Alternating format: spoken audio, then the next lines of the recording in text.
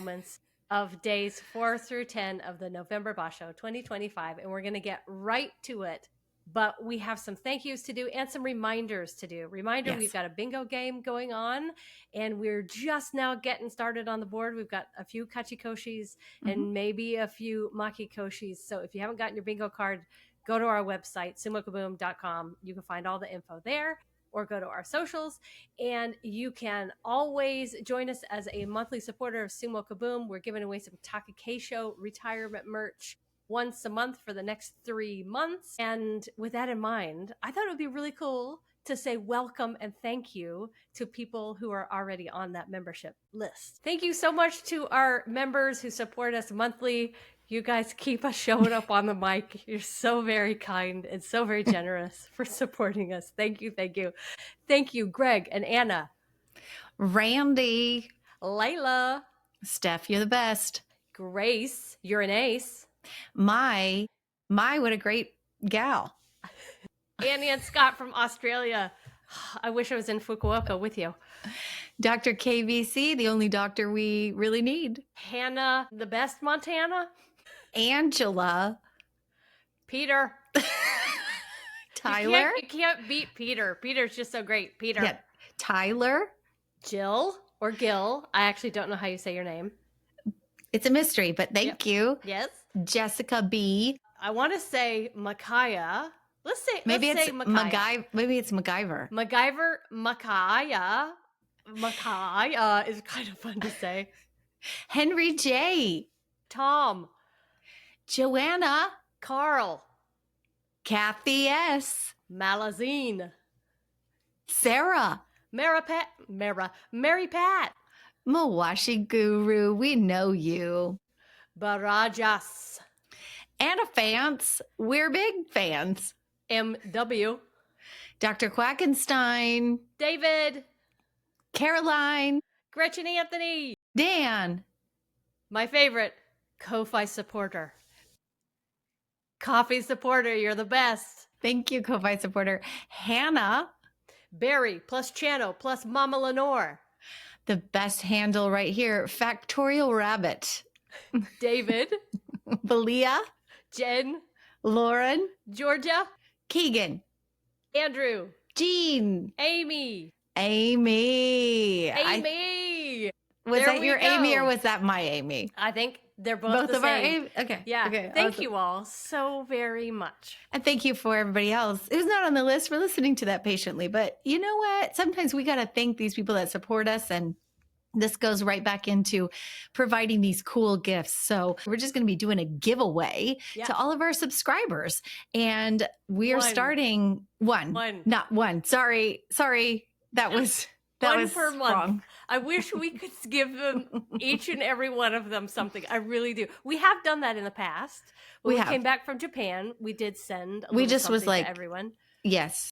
But all of your donations go to help us essentially acquire all these cool things that we get to give away and pay for things like a website and for bingo. So thank you very much. You are all stars in our hearts, and all of you all who donate just randomly throughout the year. We always love it and appreciate it. So thank you so much. But it's not too late. You can still become a subscriber and be in for our very first drawing, which will be next week? We'll do one.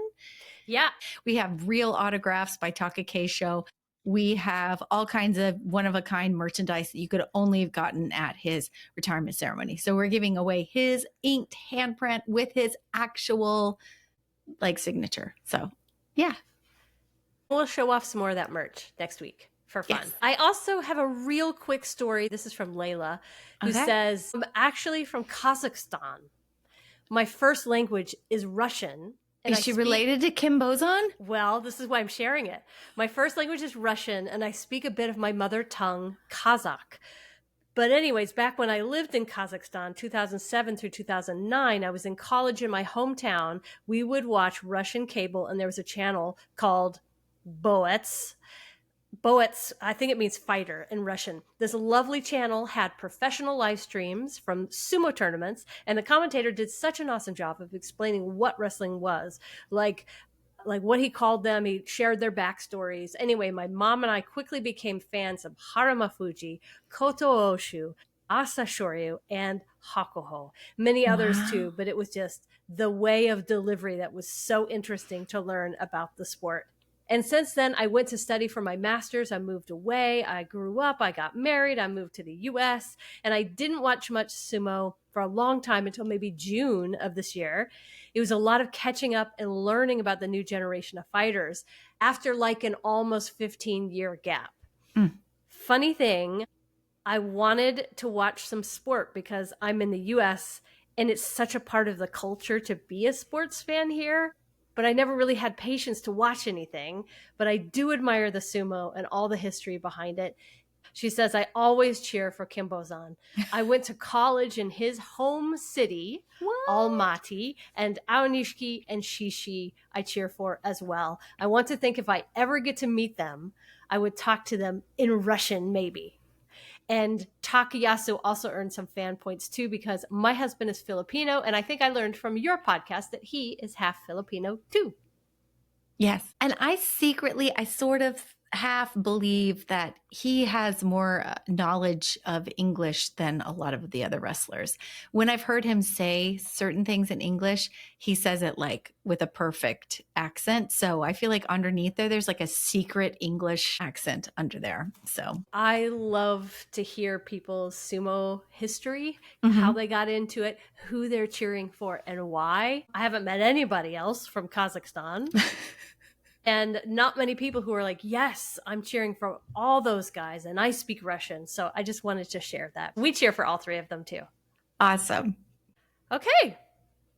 Do you have anything else before we go to the sport of sumo? I did find one really funny article and it just came out like yesterday on Nikon Sports, but it was about Nishikigi, who is known, I brought this up before, but who was known for his heavy drinking. Ever since they went to London, it seems like the tabloids or the news is all over it. He's proudly a heavy drinker. He said that he had a really great time when he was in London. I tell this to our listeners so that if you go to Japan, just might run into Nishikigi. His favorite thing to kind of do, especially there, he did this in London. He just went to a rando pub. He goes by himself.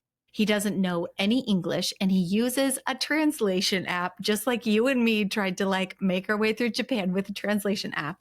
And he said that, the beer, like a pint was kind of pricey, but he found out like once he got there, all these people kept buying him drinks and he keeps drinking and he keeps drinking and he keeps drinking. And he's oftentimes like wakes up and is like, how did I get home? Like, who knows? But one of his favorite things to do is just like wherever he goes on tour, he loves to just venture out by himself and find himself at a bar. He doesn't look up reviews or anything. He always tries the food. He just loves to adventure out and then I think get smashed. So if you happen to be in one of those tour towns, look out for Nishikigi because he loves to go out and he loves to talk to people at a bar. Oh, how fun. Cool? He sounds like he's an adventurous barfly. Yes. Yes. I know that we have some listeners who would love to adventure with him. Yeah. I mean, if I was there, I would also try to like with my translation app be like, how are you? And then be like, I will buy you beer. Yeah. I'd be like, do you like dark beer or light beer? That would be the beginning of our discussion. And off we would fly. Yeah. We're looking forward to wherever he travels, maybe in France. Maybe he'll be off into a bar. So look for Nishikigi if you happen to be in Paris in 2026 sometime. Who knows? Anyway, that is kind of, huh? I was just going to say maybe that'll be his future. He can lead bar tours. Drinking tours. I would pay. Oh, I would absolutely pay if Nishikigi had a brewery and just like told us like the notes of each, I don't know, wine or beer or whatever. That'd be great. I'd pay for that. So that is kind of all the rando news I have for this week. Okay, well, let's get back to this superhuman sport of sumo done by superhuman athletes. Okay. I'm going to tell you about my favorite moments on day 4, and then Leslie's going to go day 5, and we'll keep going back and forth like this. One of my favorite moments from day 4 was Shishi meets Fujinokawa. Fujinokawa leapt in per his usual exciting style, and he just got Shishi all kinds of off kilter. Fujinokawa slipped in tight into Shishi's side, and poor Shishi just all he could do was really stumble awkwardly backwards until he went out. I kind of feel like he does that a lot. That kind of is his style. It's just kind of stumble a bit. Sometimes he gets lucky. He's still learning sumo, yes. I feel like. Yes, I do. I feel like Shishi is absolutely still learning sumo. And he does have a unique style. He is the only wrestler I know of. He's a pusher and a thruster, but sometimes it seems like he isn't using his arms. Yeah, I feel like this is his technique. Oh, wait. Just sometimes... Yeah, I feel like sometimes he's trying to get his shoulders in really tight, and he's not effectively using his arms. And so that may come from maybe he's trying to learn how to grapple a little bit more than just push. You know, like when guys are pushers, thrusters, and then they're trying to pick up new skills, and it just sort of looks awkward. I think he's working through, like, what is his style of sumo? And he really is. It's easy to compare him to Ionishiki, but he's a different wrestler. Yeah, totally different style. But I can see him improving. 100%. Yeah, when he lands those pushes, they are great. And I do, more often than not, he's trying to move forward. And that's always good in sumo. But it just wasn't the best against Fujinokawa, who's just always such a pleasure to watch. Mm-hmm. And on day 4, it was, I think that was his 4th win, Fujinokawa's 4th win. I just found that one really enjoyable to watch. Yeah, the Badger. By the way, have you found sumostats.com yet? I know it exists. I haven't looked at it. It's really fun. Yeah. Shout out to Sumo Stats. Yeah, whoever's doing sumostats.com, it is a delight to go to that site. It is so much easier. I love the database. The Sumo database is great. It holds a ton of info, but for quick searches, sumostats.com is really fun, and it's got pictures as well. So for someone who's not all numbers, there's other things to grab onto. Like there's nice colors, like splatter graphs and things like that. It's just really, really fun. It's been just a delight to go to that site to look up certain things. Another one of my highlights from day 4, Chura Naomi pushed out Ichi Yamamoto on day 4. As Ichi Yamamoto was going out, he accidentally ran into the gyoji, and Ichi Yamamoto very, very nicely, I should add, grabbed said gyoji and kept him from falling off the doyos. The nicest Rikishi award that I just made up needs to go to Ichi Yamamoto for his very gentlemanly response on day 4. I thought it was very nice. Did you notice that too? I feel like there's been, maybe since London, there's been a lot more camaraderie. It seems like they're less like combative. They are in the bout, but like outside of that, they're very much like, I hope you're okay and I didn't hurt you. I like it. The other thing I was doing on day 4, here's what my notes say.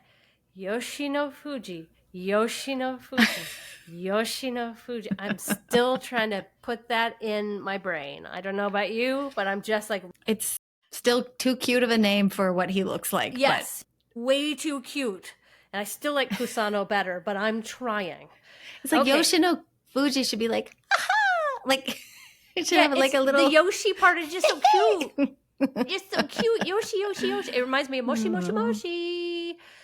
Anyway, day 4, another one of my favorite fights. Tamawashi versus Hiradoumi. Okay, Tamawashi put his right hand, his big, huge meat of a hand, on Hiradoumi's face, and he twisted Hiradoumi's head down to the ground. It sounds nuts, and it is. It's like fast. Just like the movie Face Off. For some reason, that move is perfectly A-okay in sumo. I don't know many sports that is okay in. On day 4, this one was called a kubi hineri, which is a head twisting throw. Yeah. And I'm going to keep saying it nicely, even though it did not look like anything that, the world's nicest sumo wrestler would ever do. But I'm just going to pretend that it's a perfectly wonderful thing to do to another person. Right. Sumo is weird like that. Day 4 was varied techniques throughout the day. Yeah. I mean, we're all used to the kubanage where you wrap your arm around the back of someone's neck and you throw them down. That one's scary enough, but the kubahineri is uniquely scarier, where you just twist somebody's head down by the neck with one arm and you hold their other arm very nicely. Anyway, don't let your kids do that to each other at home, okay? Leave that one to the professionals. But I did like watching it on day 4. And the other one that I absolutely loved on day 4, loved watching Ura beat Oho.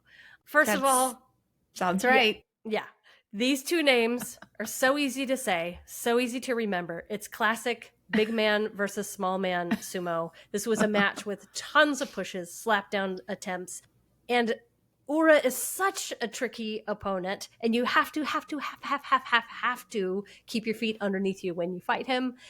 Ura jumped to the side at one point and just got Oho, poor big ol' Oho, off balance a bit. And that was enough for Ura to then sneak inside and push Oho out. Those were really my favorite moments from day 4. Of course, our Yokozuna looked strong on day 4. I'm going to be talking about the Yokozuna later. I'll talk about all the glower and all the wonderful scary eyes from our strong Yokozuna in a bit. But those are my favorite moments from day 4. Do you have anything you want to add? No, that was it. Okay. Day 5. We don't have that many storylines popping up, but I definitely know by day 10, I'm just keeping tabs on just how injured Ryuden is getting. Because this is a day where he had a long slug out of a match, but it was a bloody, bloody affair for Ryuden. Spoiler alert, I can just tell you by day 10, the guy just continues to get beat up. And he's doing the Hokuto Fuji thing where he's balding like on one side. I've noticed that. And I want to tell the hairdresser and be like, maybe don't pull as tight, but whatever, it's Ryuden. Anyway, so yeah, he's getting beat all to hell. Okay. Kind of like our newest to the top division who's just getting... Oshaumi? Yeah. Yeah, he looks like he's been in like a terrible, terrible fender bender. Yeah, I know, and falling apart, like the wheels are falling off. I know, I feel for him. I do too. I want to talk about the Badger again. Fujinokawa, I love him. I love this kid. Huge. He jumped at the tachiai. This is him up against Koto Shoho, who won the tournament 2 tournaments ago. Just remember that. He jumped at the tachiai, lickety split. He just rushed Koto Shoho back and out, a much larger man. He went double inside at first and then immediately did some thrusting with full power. And Koto Shoho was easily moved back and out. I just love this kid. I love his spirit. And Ionishiki was so correct. That's who he loves to spar with the most because he just goes full out. I don't think this guy has an off button. He just is full steam ahead. And I love it. John Gunning must be so proud of him. How so? Why? Because John Gunning helped to train him. Oh, I didn't know that. Yeah. Well, good on you, John Gunning, because we love this guy. Please relay to him that we love the Badger. Okay.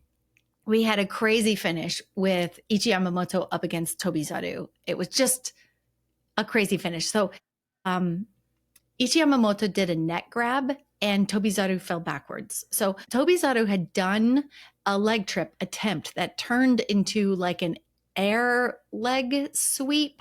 So he actually tripped himself by meeting nothing with his leg. And then he fell on his butt due to his own miss on Ichi Yamamoto's leg.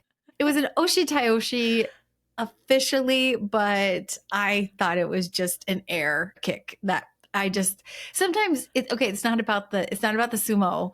It's just about like, that looks like me. That just looks like something I'd do in the ring. Yeah, a good old-fashioned whiff is always just a delight. Yeah, and he had like such a plan for it too. He was like, I'm going in for that just airball. If only your leg had been right there. I'm going to skip to Ionishiki versus Wakataka Kage. Now, Ionishiki is having a great tournament so far, and Wakataka Kage is not. He is winless as of this day. And so Wakataka Kage is so incredibly desperate for a win, he does a henka, a huge one. And you see just how hard and fast Ionishiki was moving at the tachiai. I mean, he flung himself into the dirt. I was worried about his foot because he kind of rolled over on it. And I think Ionishiki will remember Wakataka Kage for this moment, because I think so many of the guys look up to Wakataka Kage, but when he's struggling, I think it was just very unlike him to do a henka. Wakataka Kage finally got on the board with that desperate win. But I think Ionishiki will remember that, oh man, you just saw so much power from Ionishiki ready to meet Sumo straight on. And he did not get it from the one man who usually always goes full on frontal sumo. Yeah, I think you're right. I think it is a learning experience for Aonishiki. But the other thing that I thought was... It's legal. They can do it. No, the other thing that I thought was, wow, Aonishiki really must be dangerous. If that's the guy you choose to do a henka on, there must be a reason. He is dazzling. Another spoiler alert. I won't tell you what his score is, but I mean, just dazzling. Yeah. None of the guys can figure this puzzle out. I think that is a big piece of why he chose to henka too. I mean, with Aonishiki in the sekiwake spot doing so well, right on the verge of going higher. Yeah, that was a choice made. Yeah. Interesting. Yeah. Kotozakura versus Ura was interesting. Ura was really fast up top and he got in and under. Kotozakura did a tiny henka. He did a hit and shift that allowed Ura to get in and under, and that moved Kotozakura back into the edge and out. So smart on Ura, but again, another storyline I think we're going to discover is like Kotozakura is like still in this like lukewarm water. Just kind of can't get his feet back. And then the last spot of the day I want to chat about just real quickly. It was Wakamoto Haru versus Onosato.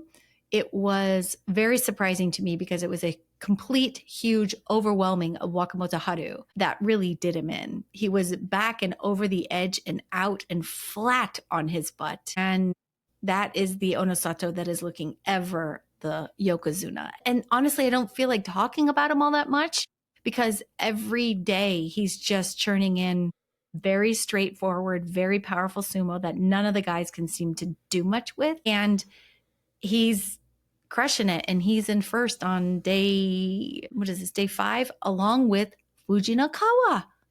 Yeah, I agree. I used to think this about Hakuho too. Like sometimes when you're that good, you make everything look so easy. Right. And it's not. It's got to be like impossible. Yeah. But it's not, there's not that much struggle with these matches. So there's not much to be like, and he went there and he went there. It's just like, nope, Yokozuna just overwhelmed him and moved him back. Yeah, it's like a Yokozuna tsunami. Yeah. Can't do anything. Can't do anything but move back. No. Okay, then let's jump to day 6. Day 6. My surprise, one of my favorite moments on day 6 involves Fujinokawa. After 5 straight wins from day 1, Fujinokawa this time just could not do much for the first time in this basho, this time against a much larger Mitakeume, who caught Fujinokawa and then just muscled him backwards and then lickety slapped Fujinokawa's upper body down into a forward fold. And Fujinokawa's hands hit the ground. And it happened so fast that Fujinokawa didn't even have time to bend his knees.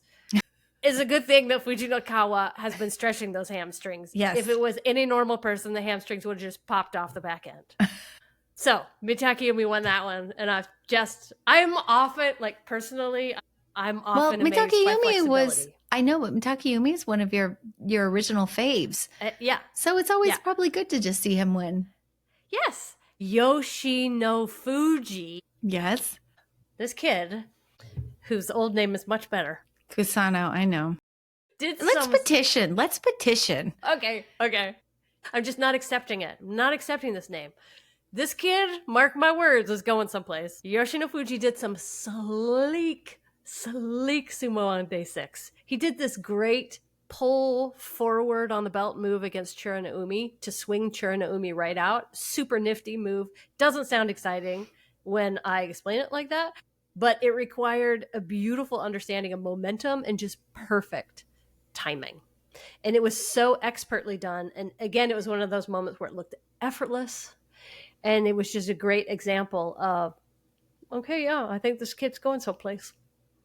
I foresee a rivalry between Aonishiki and Yoshinofuji.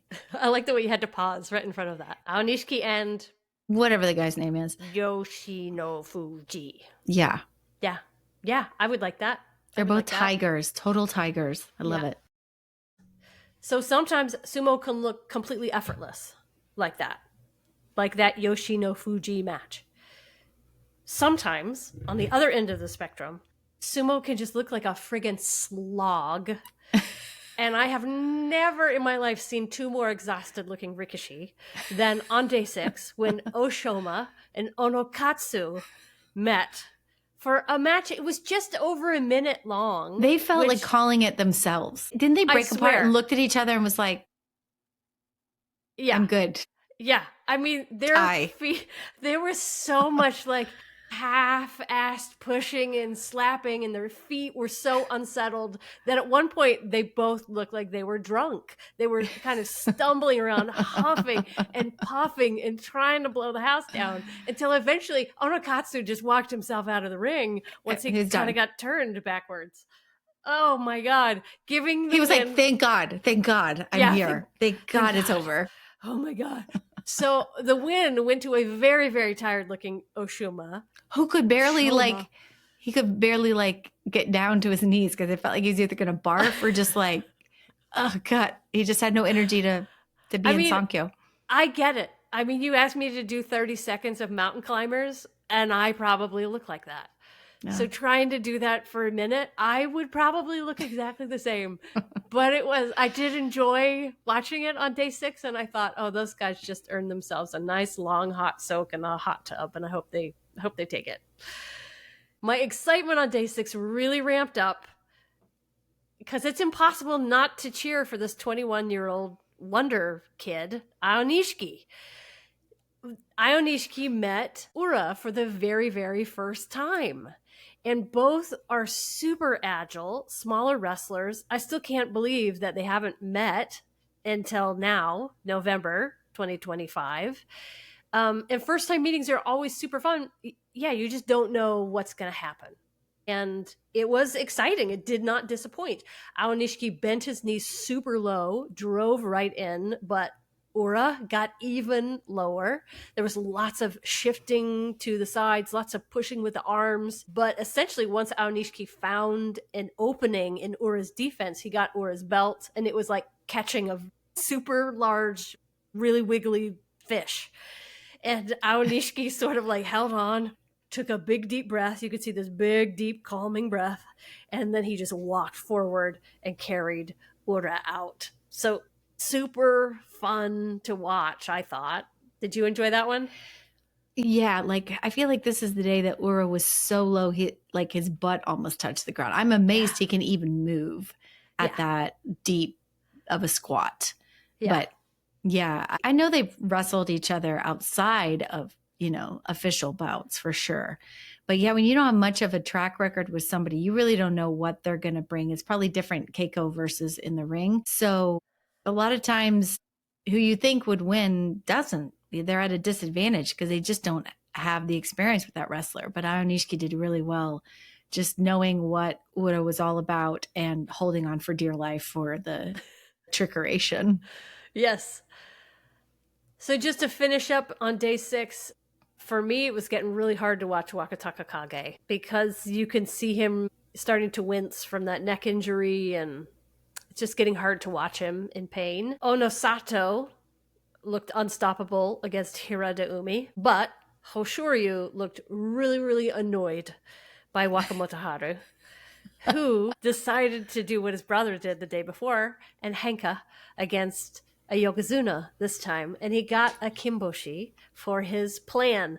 Essentially, Hoshoryu lunged and nobody was home. It was exactly what had happened the day before with Aonishiki. But, kudos to Wakamoto Haru's character, because he walked into that interview room later and he was like, yep, it was my plan. Yeah. Yep, I knew exactly what I was going to do, and it worked. Good for me, essentially, though he didn't say that. He didn't give the old line of, oh, my body just did it. I didn't really know what was happening. Like, he said, yes, it was a plan.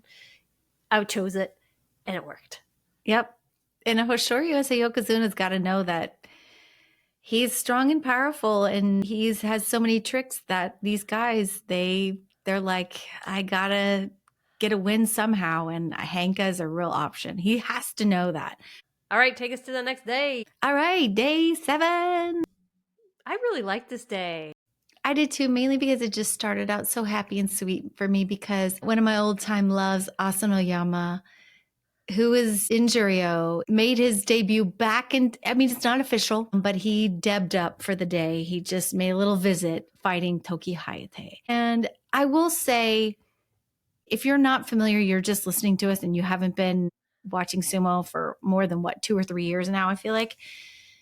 He was just like a crown prince. He was ozeki, beautiful, he had that kind of Onosato sort of like swallowing up somebody, but he had really great like thrashing and like side movement. And he had a terrible ACL injury last year.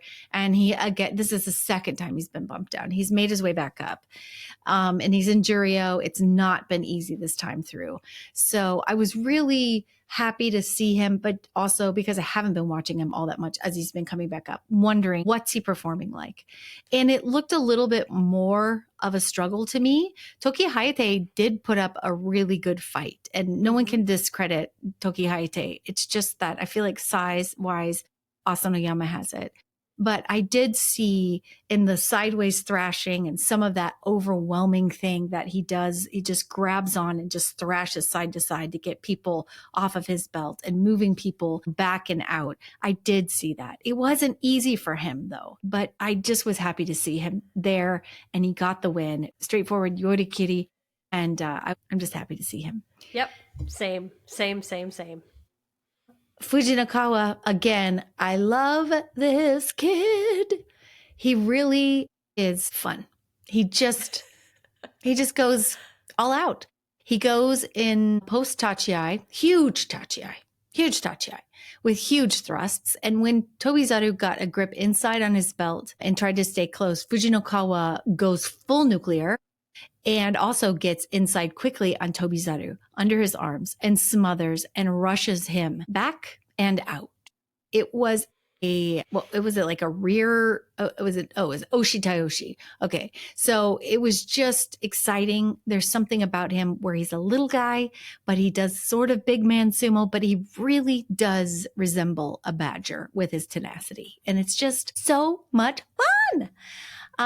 I love him. Let's talk about Hirada Umi versus Yoshinofuji. I loved the heart in this match because these boys are both hometown boys. So they had a lot of spark, a lot of energy going into this. It was a huge tachiai. Yoshinofuji goes for a quick hand pull down. It doesn't work. Hirada Umi is all over Yoshinofuji and is chest to chest. Yoshinofuji is calm though. You can see it in his face. He waits. And then he goes, okay, got to improve my grip. He goes Makikai. And Hirada Umi actually allows that switch without seizing the vulnerability, which kind of was a mistake on his part. And now Yoshinofuji has a double inside on Hirada Umi and is charging. Then Yoshinofuji drives Hirada Umi back and almost out. But then Hirada Umi fights like hell not to go out and somehow scoots laterally a bit and gets himself on the inside. Now he reverses that doyo position, but Yoshinofuji is quick thinking, quickly grabs the left outside on Hirada Umi in that revolution of sorts and tries to swing Hirada Umi out, who doesn't get thrown, but is overpowered in that weird position. I think he had his leg up in the air. Yoshinofuji gets the frontal force out win. It was fun. Hirada Umi's having a tough go. He's also just so fun to watch too. So that was fun. Yoshinofuji's 6-1 after that bout, which should be noted. And then, okay, two of my faves. Wowzers. Takayasu versus Anishiki. This fight was mighty. and Takayasu had a lot to say. So huge thrust up top, and Takayasu was up-hounded. Io Nishiki got inside. Takayasu did not want that. So he got his arms lacquered to his sides, trying to prevent Io Nishiki from getting his little creepy hands inside under his pits. All the while, Takayasu is inching and pulling like hell to get Io Nishiki more upwards and trying to move him back. Io Nishiki is so strong and he is so stubborn. Takayasu rushes him back to the edge, but Io Nishiki escapes to the side. Takayasu quickly turns to chase Io Nishiki, who is at the center and retreating. They clash again, and Takayasu is now full thrust, full supari in his face. And Io Nishiki's face is like pummel, pummel, pummel. I think I felt like his head was kind of stuck in a car wash, that like wheel that goes around. But it was. I mean, Takayasu was like, all right, you're not easy to take down. I'll go full frontal attack. Mode. Car wash mode. And Io Nishiki then quickly grabs the elbow. He grabs the elbow of Takayasu and pulls like hell. And Takayasu goes stumbling forward. He turns to square off, though, with Io Nishiki. He doesn't whiff. He doesn't fall down to the ground. But now Io Nishiki is getting inside on Takayasu.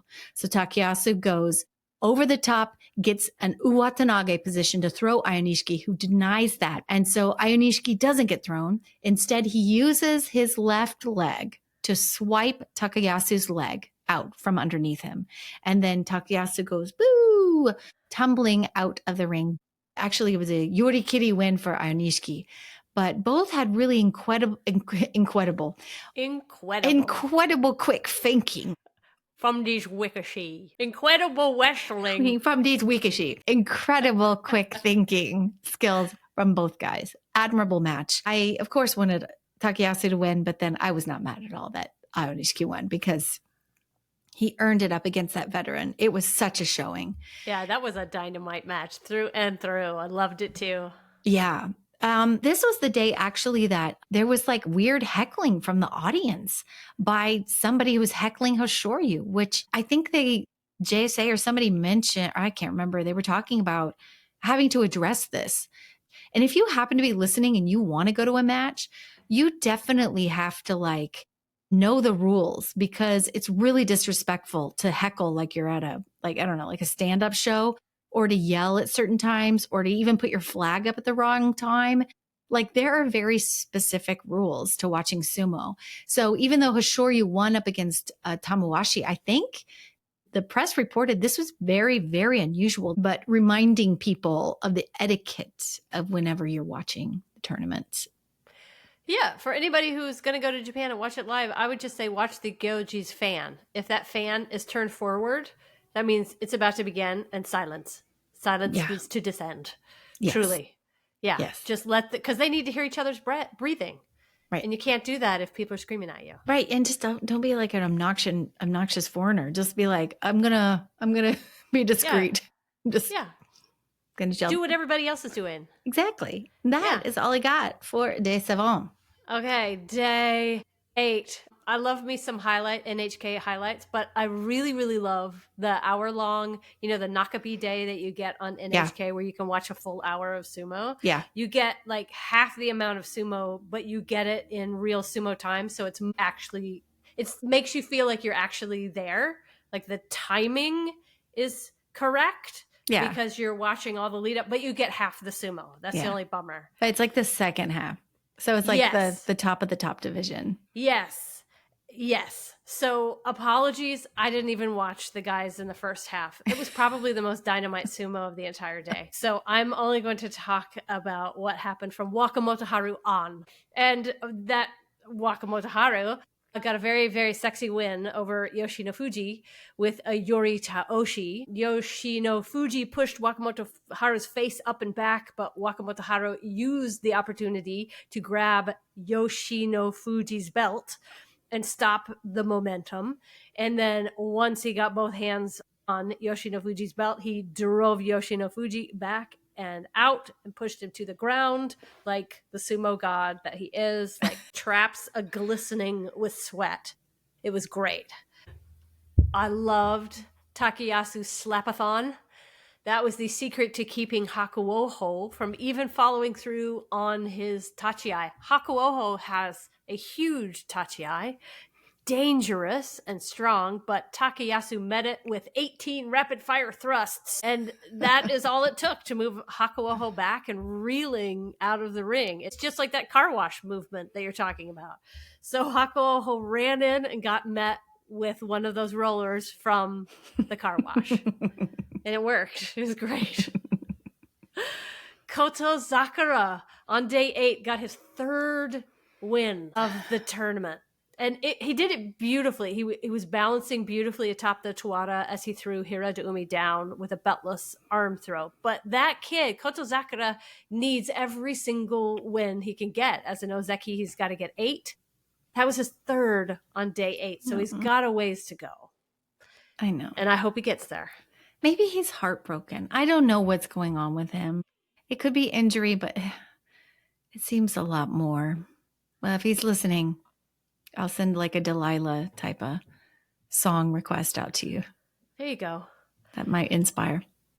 This match that got me screaming big time. Tamawashi on his 41st birthday versus Onosato. They said 41st birthday at least 7 times, just to remind people just how incredibly decrepit and old this guy is. A lot of tension. Well, Tamawashi seemed to win the tachiai, and he locked up Onosato's right arm. And remember, Onosato's not lost any at this point. He locked up Onosato's right arm, and he got underneath Onosato's chin, and he pushed it up and back. And I was like just about to jump out of my seat and scream, "Happy birthday!" But Onosato escaped to his left and jumped up in the air just as Tamawashi fell down to the ground from all that momentum that he had. It was such a close finish. So close. And there are great images of Onosato just like jumping high into the air like a cheerleader as Tamawashi fell to the ground. That give it. Picture, there's some picture that's been viewed like 11 million times or something crazy like that. Yeah. Just because it's such a close, it's crazy close call. Unbelievable. Yeah. I mean, Onosato just barely by the hair of his chin got that win. And he got his Kachikoshi with that win. But it was one of those moments where you were like, man, Tamawashi, you were so close to getting it. And I wanted you to have it as a birthday present. And I kind of wished it had gone the other way. But I always feel so conflicted when I'm cheering against a Yokozuna, because I do like Onosato. He's amazing, but I do find myself cheering against them sometimes. And we love to root for the underdog, right? So Onosato wins all the time. So, I get that. Every match or every sporting event, I'm always cheering for the underdog. At the end of day 8, Onosato is the only one who had not lost a match, quickly followed by Aonishiki, who has only lost because of a Hanka one day. And then there were 5 men trailing. So that's the way the leaderboard is starting to shake up as we go into day 9. Okay. Day 9, Fujinokawa versus Toki Hayate. This was an amazing little guy match. Wow. Toki Hayate has a bit more weight, just in case you can't think of these two guys. It looks like Toki Hayate has a little bit more weight. Toki Hayate refused to be thrown at the edge when Fujinokawa backs up and tries a kubinage on Toki Hayate, which is interesting because they're both like little guys. I would be like, I wouldn't think you'd have like the advantage enough to do a kubinage, but apparently you can throw a headlock throw on anybody. Toki Hayate resisted very well. He stayed very grounded and instead pushed Fujinokawa out and hence ruined his chances for a Yusho because at this point he was like 2 behind. Also, it should be noted, next time you watch these two guys, they both have spectacular hair. They do. Beautiful, perfect heads of hair. Great hair match, especially Fujinokawa. Toki Hayate, he's not flashy. He's not flashy. sassy. He looks very serious, like a salary man, like the salary man of sumo wrestling. Yeah. He shows up with a briefcase. He sometimes gets the job done, sometimes needs some work to do, just kind of under the radar, but sometimes. Yeah, I looked him up on Sumo Stats just because I was curious. And all year long, he's been between Maegashira 18 and Maegashira 13. Like, that seems to be his comfort rank. Yeah. I wonder how he's going to do once he gets partnered with guys higher up in Maegashira. But he seems to have settled really well into those lower ranks. Yeah, so these guys takes a while. Yeah. Let me talk about one of my faves, Shodai, who I haven't talked about, versus Midori Fuji. Now, remember, Shodai is one of the taller guys, definitely one of the strongest. Midori Fuji is the smallest guy out there. Midori Fuji goes in, digs his head into the chest of Shodai.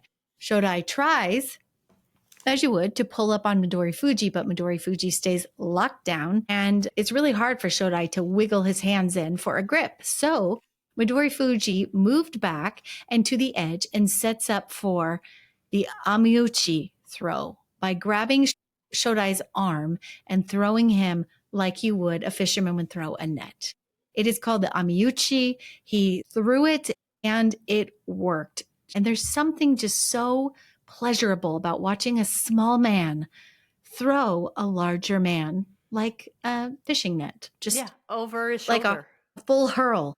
It's just, and it shows you the strength that that little tiny Midori Fuji has in that little compact body. It matches Shodai's, in a lot of ways. So it's crazy. I love that match too. I think, how sometimes when it's a really good match, I just like giggle, like I evil giggle. Yeah. That's what I did. I know your evil giggle. I hear it from the other room sometimes. I'm like, there she's watching sumo. Ura versus Wakamoto Haru. Ura had a plan, and it was to grab the knee and lift up the leg of Wakamoto Haru, or to at least create chaos below. He is the lower half chaos man, and that was his game plan, and he stuck to it. Wakamoto Haru, when Ura was trying all that lower body, lifting up the leg, Wakamoto Haru stayed on his feet, but he couldn't get focused after that. Wakamoto Haru does some thrusts to try to keep Ura way up top.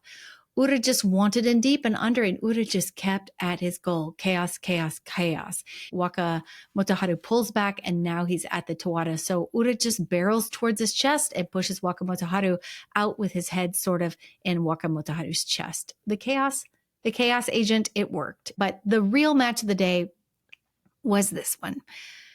Hoshoryu versus Yoshino Fuji.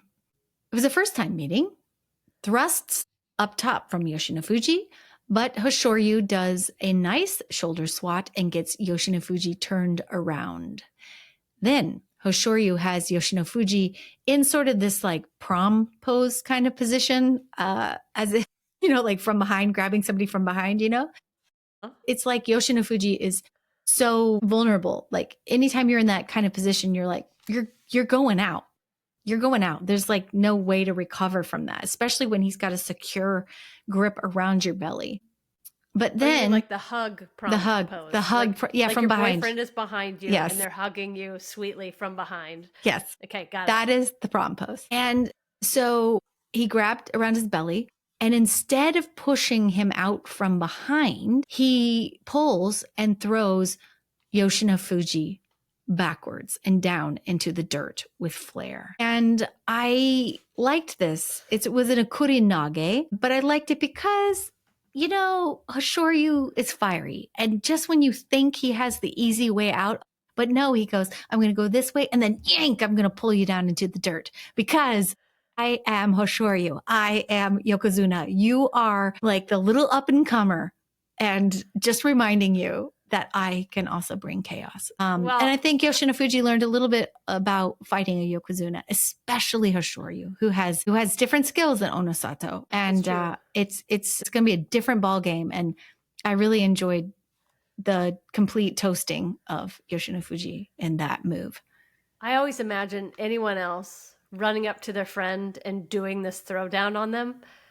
just for fun out of the blue. It's like if you ran up on your friend and it's like a playground. Behind. It's like a playground thing, Well, just I didn't have any friends doing that on the playground. Well, it's nor like did I. You run up behind a stranger, prom pose, hug, and toss them to the dirt. Yeah. Well, and Hoshoryu's face afterwards was definitely like schoolyard bully, It was just so like, good. That'll teach you to screw with me. That's why we love him. He has his uncle's flair for evil when he's like in the ring. And I love that. Sometimes personality comes through the sumo. For example, now I cannot watch Abi without thinking, my name is Abi. That's all I hear in my brain as he's pushing someone in their neck and chest. That's all that I hear. All that personality coming through the sumo. And by the way, Onosato won. So he's now 9-0. I barely talked about Onosato, but he just keeps creaming everybody, and he beat Oshoma, and it's just straightforward winning. So he's perfect at this point. Okay, just a quick talk through of day 10, super fast. One thing has to be noted. Meisei was back on day 10. He just had surgery. I have no idea why. No idea why. No idea why he decided to come back post-surgery. That would be the last sport I would want to do after spinal surgery. Fujinokawa met Kimbo-san, and Kimbo-san basically performed the great escape on Fujinokawa. Kimbo-san escaped so quickly by shuffling to the left that poor Fujinokawa could not even stay on his feet as he tried to respond. Kimbo-san walked away with that win. Really impressive. Wakamoto Haru demonstrated a really lovely wedgie oshi, let's say oshidashi. So wedgie dashi. Wedgie dashi. Yeah, wedgie dashi. That is an official kimarite.